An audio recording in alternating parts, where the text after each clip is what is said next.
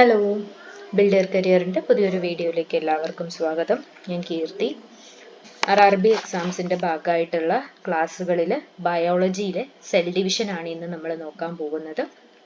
അപ്പോൾ ഇതിനു മുന്നേ നമ്മൾ സെൽ എന്താണെന്നും ബേസിക് ആയിട്ടുള്ള കാര്യങ്ങളും എല്ലാം നമ്മൾ മുന്നത്തെ വീഡിയോസിൽ ചെയ്തിട്ടുണ്ട്. ഇന്ന് നമ്മൾ നോക്കുന്നത് സെൽ ഡിവിഷനാണ്. ഓക്കെ, അപ്പം സെൽ ഡിവിഷൻ എന്ന് പറഞ്ഞാൽ എന്താണ്? പുതിയ സെൽസ് ഫോം ചെയ്യുന്നതിനെയാണ് നമ്മൾ എന്ത് പറയുന്നത്? സെൽ ഡിവിഷൻ എന്ന് പറയുന്നത്. Formation of new cells. Cell പുതുതായിട്ട് മുളച്ചു വരുമൊന്നും അല്ല അല്ലെ, ഓൾറെഡി ഉണ്ടായിട്ടുള്ള ഒരു സെല്ലിൽ നിന്നും മൾട്ടിപ്ലൈ ചെയ്ത് അല്ലെങ്കിൽ ഫോം ചെയ്ത് ഡിവൈഡ് ചെയ്ത് ഒക്കെയാണ് എന്തുണ്ടാവുന്നത്? പുതിയ സെൽസ് വളർന്നു വരുന്നത്. ഓക്കെ, അപ്പോൾ എന്താണ് ഈ സെൽ ഡിവിഷൻ എന്നുകൊണ്ട് ഉദ്ദേശിക്കുന്നത് വെച്ച് കഴിഞ്ഞാൽ, പുതിയ സെൽസ് എന്തിനാണ് ഫോം ചെയ്യണത്? ഓർഗാനിസംസ് വളരാനായിട്ട് അല്ലെ. നമ്മുടെ ബോഡിയിൽ നമ്മൾ ഒരു സൈഗോട്ടായിട്ടാണ് നമ്മൾ ഫോം ചെയ്യുന്നത്. ഒരു ഓവം ആൻഡ് സ്പേം ഇൻഡ്യൂസ് ചെയ്ത് അവിടെ ഒരു എംബ്രിയോ ആയി ഫെർട്ടിലൈസേഷൻ നടന്ന ഒരു സൈഗോട്ട് ഫോം ചെയ്ത് അവിടെ നിന്ന് വളർന്നു വന്നിട്ടാണ് നമ്മൾ ഇന്നീ കാണുന്ന രൂപങ്ങളായിരിക്കണം അല്ലെ. ആ വളർച്ച നമ്മുടെ എന്താണ് നമ്മുടെ വളർന്നത്? എന്താണ് കയ്യ് കാല് കണ്ണ് മൂക്ക് എന്ന് പറയുന്നതിനപ്പുറത്തേക്ക് എന്ത് വളർന്നപ്പോഴാണ് നമ്മുടെ രൂപം മാറിയത്? നമ്മുടെ സെൽസ് ഡിവൈഡ് ചെയ്ത് വന്നപ്പോഴാണ് നമ്മൾ ഇന്നീ കാണുന്ന രൂപത്തിലേക്ക് എത്തിയത്. ഓക്കെ, സോ എവിടെയാണ് ന്യൂ സെൽസ് ഫോം ചെയ്യേണ്ടത് അല്ലെങ്കിൽ സെൽ ഡിവിഷൻ നടക്കേണ്ടതിന്റെ ആവശ്യകത എന്ന് പറയുന്നത് നമ്മുടെ വളർച്ചയ്ക്ക്. ഓക്കെ, നമ്മുടെ വളർച്ചയ്ക്ക് ഏറ്റവും വലിയ പങ്ക് വഹിക്കുന്നത് സെൽ ഡിവിഷൻ ആണ്. ഓക്കെ, പിന്നെ എന്തിനൊക്കെയാണ്? പുതിയ സെൽസ്, അതായത് പഴയതും അതുപോലെ തന്നെ ചില നമ്മുടെ ഡെഡ് സ്കിൻസ് എന്ന് നമ്മൾ ഡെഡ് സെൽസ് എന്ന് പറയാറുണ്ട് അല്ലെ. നമ്മുടെ ശരീരത്തിൽ നമുക്ക് സെൽസ് പൊഴിഞ്ഞു പോവാറുണ്ട്. നമ്മുടെ സ്കിന്നിന്റെ സർഫസിലുള്ള സെൽസ് ഒക്കെ പൊഴിഞ്ഞു പോവാറുണ്ട്. അതിനെ റീപ്ലേസ് ചെയ്യാൻ, അതുപോലെ നമുക്ക് എന്തെങ്കിലും മുറിവൊക്കെ പറ്റിക്കഴിഞ്ഞാൽ നമ്മുടെ സെൽസ് ഡാമേജ് ആവും അല്ലെ. അപ്പൊ അങ്ങനത്തെ സെൽസിനെ റീപ്ലേസ് ചെയ്യാൻ ഒക്കെ എന്താണ്? സെൽ ഡിവിഷൻ ആണ് സഹായിക്കുന്നത്. പിന്നെന്താണ്? റീപ്രൊഡക്ഷൻ ആവശ്യമായിട്ടുള്ള ഗമീറ്റ്സ് ഫോം ചെയ്യാനും നമുക്ക് എന്ത് വേണം? സെൽ ഡിവിഷൻ എന്ന ആ ഒരു പ്രോസസ്സ് വേണം. ഓക്കെ, അപ്പം സെൽ ഡിവിഷൻ എന്നല്ല, പുതിയ സെൽസ് വേണം. ഓക്കെ, ഗ്രോത്തിന് ഇവിടെ ഈ മൂന്ന് കാര്യങ്ങൾക്കും നമുക്ക് എന്താ വേണ്ടത്? പുതിയ സെൽസ് ആണ് നമുക്ക് ആവശ്യമായിട്ടുള്ളത്. ഈ പുതിയ സെൽസ് നമുക്ക് എങ്ങനെയാ കിട്ടുക? സെൽ ഡിവിഷൻ വഴിയാണ് നമുക്ക് എന്ത് കിട്ടുന്നത്? പുതിയ സെൽസ് കിട്ടുന്നത്. ഓക്കെ, അപ്പൊ അത്രയും കാര്യം ഈ പറഞ്ഞതിൽ നിന്നും മനസ്സിലായിട്ടുണ്ടാവും എന്ന് വിചാരിക്കുന്നു. ഇനി രണ്ട് ടൈപ്പ് സെൽ ഡിവിഷൻ ആണുള്ളത്, മൈറ്റോസിസും മിയോസിസും. ഓക്കെ, സെൽ ഡിവിഷൻ രണ്ട് ടൈപ്പ് ആണുള്ളത്, മൈറ്റോസിസ് ആൻഡ് മിയോസിസ്. അപ്പൊ നമുക്ക് അത് എന്താണെന്ന് നോക്കാം അല്ലെ. ഫസ്റ്റ് മൈറ്റോസിസ് എന്ന് വെച്ച് കഴിഞ്ഞാല് ഇവിടെ സെൽസ് ഗ്രോത്തിന് വേണ്ടി ഡിവൈഡ് ചെയ്യുന്നതാണ്. ഓക്കെ, നമ്മുടെ വളർച്ചയ്ക്ക് വേണ്ടി ഡിവൈഡ് ചെയ്യുന്നതാണ് മൈറ്റോസിസ് എന്ന് പറയുന്നത്. അവിടെ എന്താണ് സംഭവിക്കുക? ഒരു മദർ സെല്ലിൽ നിന്നും രണ്ട് ഐഡന്റിക്കൽ ഡോട്ടർ സെൽസ് ആണ് ഫോം ചെയ്യുക. ഓക്കെ, ഒരു പാരന്റ് സെല്ലിൽ നിന്നും ഒരേപോലെ ഇരിക്കുന്ന രണ്ട് ഡോട്ടർ സെൽസ് ഫോം ചെയ്യും. ഓക്കെ, ഈ ഡോട്ടർ സെൽസിനകത്ത് എന്താണ് ഉണ്ടാവുക? ഡോട്ടർ സെൽസിനകത്ത് സെയിം നമ്പർ ഓഫ് ക്രോമസോംസ് ആയിരിക്കും. ഇപ്പൊ മദർ സെല്ലിനകത്ത് എത്ര ക്രോമസോംസ് ഉണ്ടോ അത്ര നമ്പർ ഓഫ് ക്രോമസോംസ് തന്നെ എവിടെ ഉണ്ടാവും? ഈ രണ്ട് ഡോട്ടർ സെൽസിലും ഉണ്ടാവും. ഓക്കെ, ഡോട്ടർ സെൽസിൽ number of chromosomes will be equal to the number of chromosomes in mother cells. Okay, ഇനി ഇവിടെ മൈറ്റോസിസ് എന്ന് പറഞ്ഞു കഴിഞ്ഞാൽ നമുക്ക് എവിടെയാണ്, അതായത് നമ്മുടെ ഈ ഒരു ഡോട്ടർ സെൽസ് അല്ലെങ്കിൽ ഇത് എവിടെയാണ് ഹെൽപ്പ് ചെയ്യണത്? നമ്മുടെ ടിഷ്യൂസിന്റെ വളർച്ചയ്ക്കും അതുപോലെ അവരുടെ റിപ്പയറിന്, നശിച്ചുപോയ ടിഷ്യൂസിന് റിപ്പയർ ചെയ്യാനും ഒക്കെ ആരാണ് ഹെൽപ്പ് ചെയ്യുക? ഈ പറയുന്ന ഡോട്ടർ സെൽസ് ആണ്. അതായത് നമ്മുടെ ബോഡിയിൽ ഇരിക്കുന്ന എല്ലാം മദർ സെൽസ് ആണെന്ന് നമ്മൾ കരുതുകയാണെന്നുണ്ടെങ്കിൽ നമുക്ക് ഇപ്പം എന്തെങ്കിലും ഒരു മുറിവ് ഉണ്ടായി, അപ്പൊ ആ ടിഷ്യൂ, അവിടെ സെൽസും ടിഷ്യൂവും കൂടെ ഡാമേജ് ആവുകയാണ് അല്ലെ. അവിടെ നമുക്ക് പുതിയത് വരും അല്ലെ. നമ്മുടെ കയ്യിൽ മുറിവുണ്ടായി കഴിഞ്ഞാൽ കുറെ കാലം കഴിയുമ്പോൾ കുറച്ച് സമയം എടുത്ത് അത് പഴയ പോലെ തന്നെ ആവും.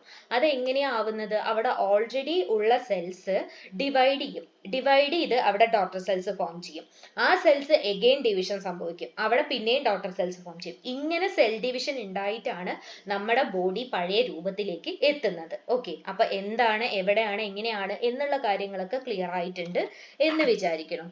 ഓക്കെ, അപ്പൊ സെൽ ഡിവിഷൻ, ഗ്രോത്ത് ഇതൊക്കെയാണ് മൈറ്റോസിസ് വഴി നടക്കുന്നത്. മൈറ്റോസിസ് ആണ് ഈ സെൽ ഡിവിഷൻ, രണ്ട് ഐഡന്റിറ്റിക്കൽ ഡോട്ടർ സെൽസ് ആണ് അവിടെ ഫോം ചെയ്യുക. ഓക്കെ, ഇനി മൈറ്റോസിസിന്റെ സിഗ്നിഫിക്കൻസ് എന്താണെന്നാണ് നമ്മൾ നോക്കുന്നത്. അതായത് നമുക്ക് ജനറ്റിക് മെറ്റീരിയൽ, അതായത് ഒരു ഡോട്ടർ, രണ്ട് ഐഡന്റിക്കൽ ഡോട്ടർ സെൽസ് എന്ന് നമ്മൾ പറഞ്ഞു അല്ലെ, അവിടെ ജനറ്റിക് മെറ്റീരിയൽ DNA ഈക്വൽ ഡിസ്ട്രിബ്യൂഷനിലായിരിക്കും ഉണ്ടാവുക.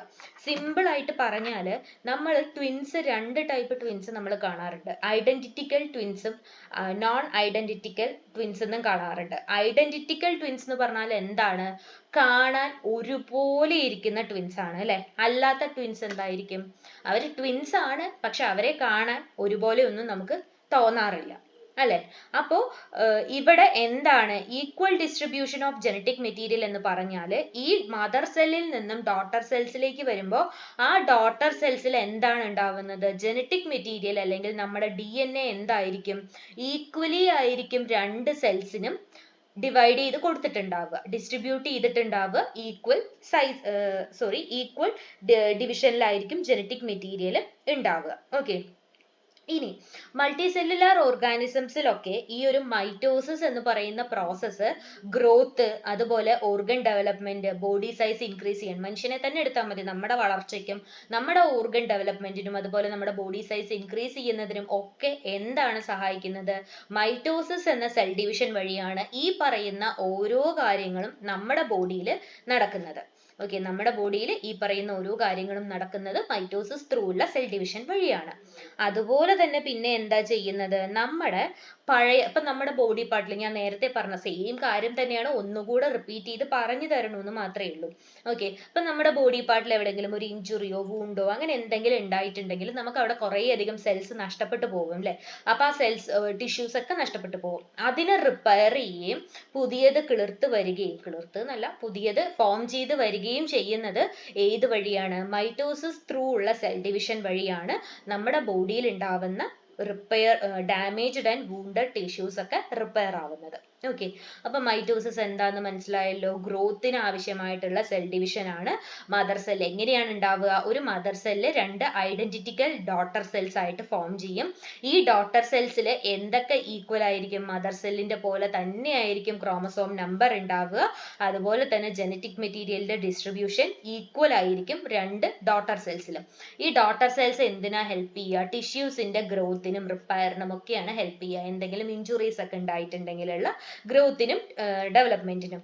ഇനി മൈറ്റോസിസ് ഏറ്റവും കൂടുതലായിട്ട് നമ്മളെ സഹായിക്കുന്നത്, മൈറ്റോസിസ് എന്ന് പറഞ്ഞാൽ നമ്മൾ എന്താ പറയുക, മൾട്ടി സെല്ലുലാർ ഓർഗാനിസംസിന്റെ കേസ് ഒക്കെ എടുക്കുകയാണെങ്കിൽ നമ്മുടെ വളർച്ചയ്ക്കും ഓർഗൻ ഡെവലപ്മെന്റിനും ബോഡി സൈസ് കൂട്ടാനും ഒക്കെയാണ് മൈറ്റോസിസ് പ്രോസസ്സ് വഴിയുള്ള സെൽ ഡിവിഷൻ നടക്കുന്നത്.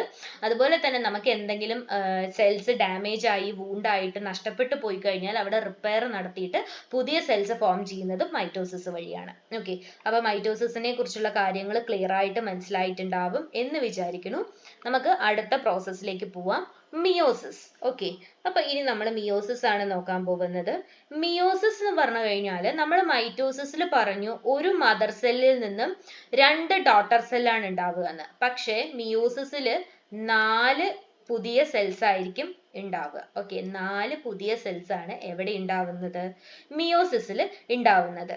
അങ്ങനെ വരുമ്പോ ഇവിടെ മിയോസിസിനകത്ത് പാരന്റ് സെല്ലിനകത്ത് 2 ക്രോമസോം അല്ലെങ്കിൽ പാരന്റ് സെല്ലിലുള്ള ക്രോമസോമിന്റെ പകുതി നമ്പർ ആയിരിക്കും എവിടെ ഉണ്ടാവുക?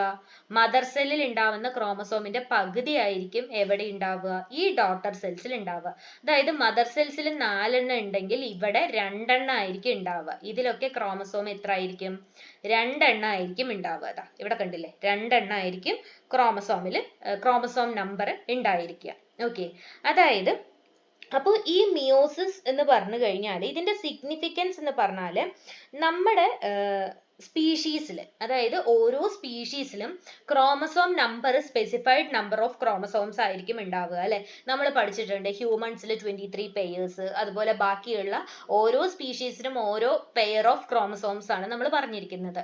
അപ്പോൾ ആ ഒരു ക്രോമസോം നമ്പർ മെയിൻറ്റെയിൻ ചെയ്യുന്നത് ഈ ഒരു മിയോസിസ് പ്രോസസ്സ് വഴിയാണ്. ഓക്കെ, അപ്പോൾ ഓരോ സ്പീഷീസിലുമുള്ള ക്രോമസോം നമ്പർ ചേഞ്ച് ആവാതെ അവിടെ അത് പ്രോപ്പർ ആയിട്ട് മെയിൻറ്റെയിൻ ചെയ്ത് പോകുന്നത് മിയോസിസ് മിയോസിസ് എന്ന് പറയുന്ന ഈ ഒരു പ്രോസസ്സ് വഴിയാണ്. ഓക്കെ, ഇനി ജനറ്റിക് വേരിയേഷൻസ് സംഭവിക്കാറുണ്ട് അല്ലെ, നമുക്ക് ജനറ്റിക് വേരിയേഷൻസ് സംഭവിക്കാറുണ്ട്. അത് എങ്ങനെയാ സംഭവിക്കുന്നത്? അതായത് സ്പീഷീസിനകത്ത് തന്നെ അടുത്ത ജനറേഷനിലേക്ക് പോകുമ്പോൾ എന്തെങ്കിലും ഒരു ക്രോസ് ഓവർ സംഭവിക്കുകയാണ്. ക്രോമസോംസിന് നമ്പേഴ്സ് ഉണ്ട് അല്ലെ, ഈ ഒരു ക്രോമസോം ഈ ക്രോമസോമുമായിട്ട് മാത്രമേ ജോയിന്റ് ആവാൻ പാടുള്ളൂ, അല്ലെങ്കിൽ ആ ക്രോമസോംസ് നമുക്ക് ഓരോന്നിനും ക്രോമസോംസ് ഉണ്ട് അല്ലെ. അപ്പൊ ആ ഒരു പെയർ ഓഫ് ക്രോമസോമിന് എന്തെങ്കിലും ഒരു കുഴപ്പം അല്ലെങ്കിൽ ഒരു മിസ്മാച്ച് ഉണ്ടെങ്കിൽ നമ്മുടെ ഡെവലപ്മെന്റിനെ തന്നെ അത് ബാധിക്കും. ഓക്കെ, അപ്പൊ അതുകൊണ്ടാണ് അതിനെയാണ് ജനറ്റിക് വേരിയേഷൻ എന്ന് പറയുന്നത്. അതായത് ഇങ്ങനെ എന്തെങ്കിലും ഒരു ക്രോസ് ഓവർ സംഭവിച്ചു കഴിഞ്ഞാൽ, സ്പീഷീസിനകത്ത് വെച്ച് തന്നെ ക്രോസ് ഓവർ സംഭവിച്ചു കഴിഞ്ഞാൽ അടുത്ത ജനറേഷനിലേക്ക് പോകുമ്പോൾ അവിടെ എന്തെങ്കിലും ഒരു ചെറിയ രീതിയിലുള്ള വേരിയേഷൻ സംഭവിക്കും. ഓക്കെ, അപ്പൊ ഈ ക്രോമസോമിന്റെ ബേസിസിൽ സംഭവിക്കുന്ന ഈ വേരിയേഷൻ ആണ് നമ്മൾ ജനറ്റിക് വേരിയേഷൻ എന്ന് പറയുന്നത്. ഓക്കെ, അപ്പൊ അത്രയുമാണ് മിയോസിസിനെ കുറിച്ച് പറയാനുള്ളത്. മിയോസിസ് മൈറ്റോസിസിൽ 2 ഡോട്ടർ സെൽ ആവുകയാണെങ്കിൽ മിയോസിസിൽ അത് എത്രയാണ്? 4 പുതിയ സെൽസ് ആണ് ഫോം ചെയ്യുന്നത്. പിന്നെ എന്താ അവിടെ സംഭവിക്കുന്നത്? മദർ സെല്ലിലുള്ള ക്രോമസോംസിന്റെ പകുതി ക്രോമസോം ആയിരിക്കും ഡോട്ടർ സെൽസിനകത്ത് ഉണ്ടാവുക. മിയോസിസ് എന്ന പ്രോസസ്സ് വഴി നമ്മൾ ചെയ്യുന്നത് എന്താണ്? ഓരോ സ്പീഷീസിന്റെയും ക്രോമസോം നമ്പേഴ്സ് ഓരോ ജനറേഷൻ കൂടുന്തോറും ആ ക്രോമസോം നമ്പർ മെയിൻറ്റെയിൻ ചെയ്യുക എന്നുള്ളതാണ് ഏത് പ്രോസസ്സ് വഴി നമ്മൾ ചെയ്യുന്നത്? മിയോസിസ് എന്ന പ്രോസസ്സ് വഴി നമ്മൾ ചെയ്യുന്നത്. അപ്പൊ ഇങ്ങനെ ക്രോമസോം നമ്പർ മെയിൻറ്റെയിൻ ചെയ്യുന്ന സമയത്ത് ഏതെങ്കിലും ഒരു ജനറേഷൻ പോകുമ്പോൾ, പുതിയ ക്രോമസോം ഫോം ചെയ്യുമ്പോൾ അവിടെ എന്തെങ്കിലും ഒരു ക്രോസ് ഓവർ നടക്കുകയാണെന്നുണ്ടെങ്കിൽ, സ്പീഷീസിനകത്ത് വെച്ച് തന്നെ ഒരു ക്രോസ് ഓവർ നടക്കുകയാണെന്നുണ്ടെങ്കിൽ അവിടെ എന്ത് സംഭവിക്കും? ജനറ്റിക് വേരിയേഷൻ ഉണ്ടാവാനുള്ള ചാൻസ് ഉണ്ട്. ഓക്കെ, അപ്പൊ ഇത്രയും കാര്യങ്ങളാണ് സെൽ ഡിവിഷനെ കുറിച്ച് പറയാനുള്ളത്. നമ്മൾ മൈറ്റോസിസിനെ കുറിച്ചും മിയോസിസിനെ കുറിച്ചും പഠിച്ചു. എന്താണ് ബേസിക്കലി സെൽ ഡിവിഷൻ എന്നതുകൊണ്ട് ഉദ്ദേശിക്കുന്നത്? നമുക്ക് നമ്മുടെ ഗ്രോത്തിനും അതുപോലെ നമ്മുടെ ബോഡിയിൽ നഷ്ടപ്പെട്ടു പോയ സെൽസിനെ റീപ്ലേസ് ചെയ്യാനും ഒക്കെയാണ് സെൽ ഡിവിഷൻ കൊണ്ട് നമ്മൾ ഉദ്ദേശിക്കുന്നത്. അത് 2 ടൈപ്പ് ഉണ്ട്, മൈറ്റോസിസും മിയോസിസും. അപ്പൊ അത് എന്തൊക്കെയാണ് എന്നുള്ള കാര്യങ്ങളൊക്കെ നമ്മൾ ഇവിടെ എന്ത് ചെയ്തു? ഡിസ്കസ് ചെയ്തു. ഓക്കെ, അപ്പൊ ഇത് ബയോളജിയിലെ ഏറ്റവും ഇമ്പോർട്ടന്റ് ആയിട്ടുള്ള ഒരു പോർഷൻ തന്നെയാണ്. അപ്പൊ നമുക്ക് നല്ല രീതിയിൽ ഇത് മനസ്സിലായി എന്ന് തന്നെ വിചാരിക്കണം. അടുത്തൊരു ടോപ്പിക്കുമായിട്ട് നമുക്ക് അടുത്ത ക്ലാസ്സിൽ കാണാം. അതുവരേക്കും താങ്ക് യു.